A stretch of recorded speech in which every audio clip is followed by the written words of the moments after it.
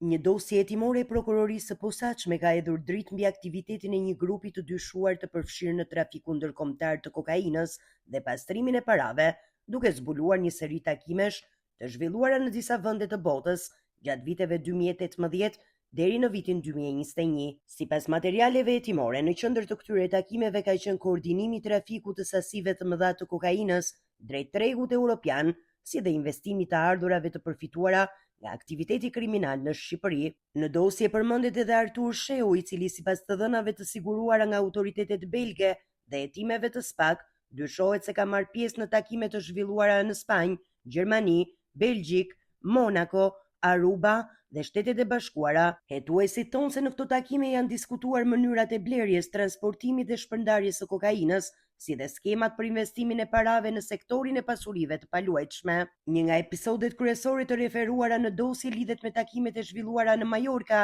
gjatë vitit 2019, sipas SPAK, aty janë koordinuar operacione që më vonë u lidhen me sekuestrimin e 441 kg kokainë në Barcelonë në janar të vitit 2020. Po ashtu, autoritetet belge kanë referuar informacione për takime të zhvilluara në Antwerp mes datave 12 dhe 14 shkurt 2019, ku dyshohet se është diskutuar investimi i fitimeve të trafikut të drogës në pasuri të paluajtshme. Sipas hetimeve, pjesëmarrësit kanë përdorur lëvizje të vazhdueshme mes qyteteve europiane dhe automjete të ndryshme për të shmangur identifikimin. Një tjetër pjesë e dosjes lidhet me qëndrimin e disa personave në ishullin e Arubës në janar të vitit 2019, ku dyshohet se janë diskutuar investime në Shqipëri me burime financiare të ardhura nga aktivitete kriminale. Në listën e personave të përmendur në hetime figurojnë dhe disa emra të tjerë, të cilët sipas SPAK dyshohet se kanë pasur role të ndryshme në strukturën e grupit. Sipas autoriteteve belge, Artur Sheu